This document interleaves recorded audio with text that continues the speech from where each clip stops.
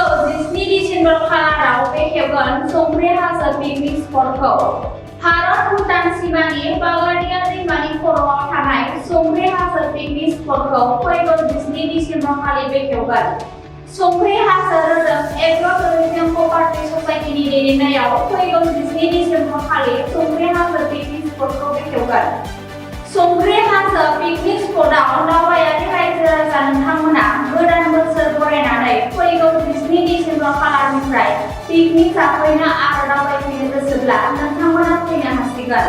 फैगौ 17 डिसेम्बरनिफ्राय समायना रमायना तामुलपुरनि बाग्लादिया दैमा खर'आव थानाय संख्रि हाजोआव नोंथांमोना फैनानै पिकनिक जाफैनो हासिगोन।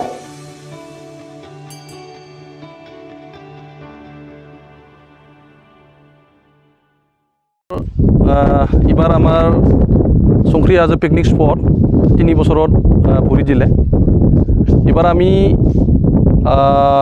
অহা 17 তাৰিখত ওপেনিং কৰিম বুলি আমি আজি মিটিঙত ডিচিশ্যন লোৱা হ'ল আৰু এই মতে আমি 3 দিনমান আগৰ পৰা কামটো খুব তীব্ৰ গতিত চলি আছে, কামটো অলৰেডি কৰি আছে আৰু আমি এবাৰ আগৰ চাই অলপ ভালকৈ ডেকৰেশ্যন কৰাৰ কাৰণে আমি পৰিকল্পনা কৰি আছোঁ কাম কৰি আছোঁ আৰু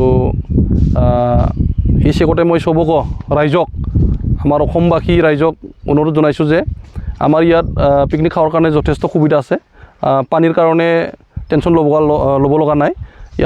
এফালে নদী আছে আৰু এফালে আমাৰ বোলে আছে মানে পানী খাব পৰাকৈ বৈ অহা পাহাৰৰ পৰা বৈ অহা নদী আছে, দং আছে সৰুকৈ।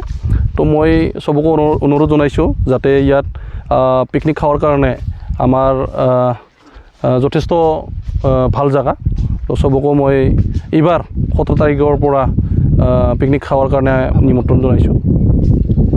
दिनै मोनसे मिटिं जानानै थांबाय ससाइटियाव।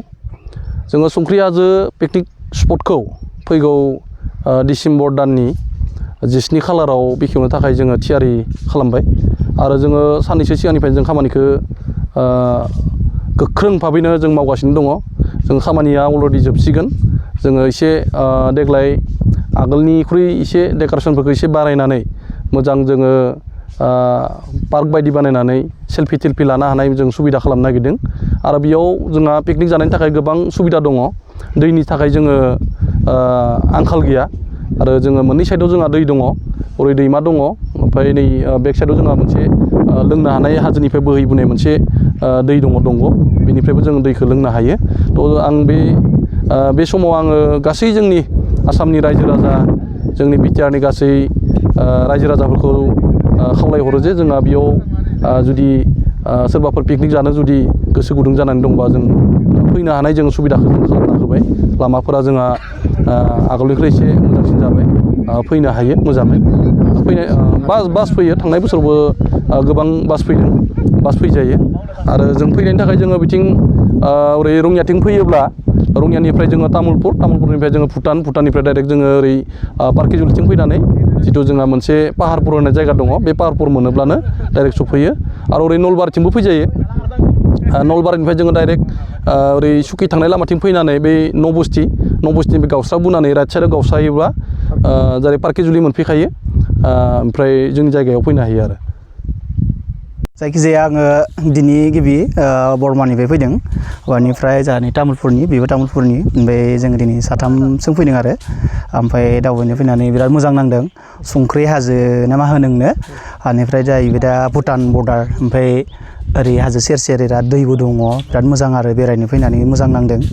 ओमफ्राय दा सोरबाफोर फैयोबा फैजागोन, जोंबो बेरायनो फैनानै बिराद मोजां मोनदों। बेखिनियानोसै।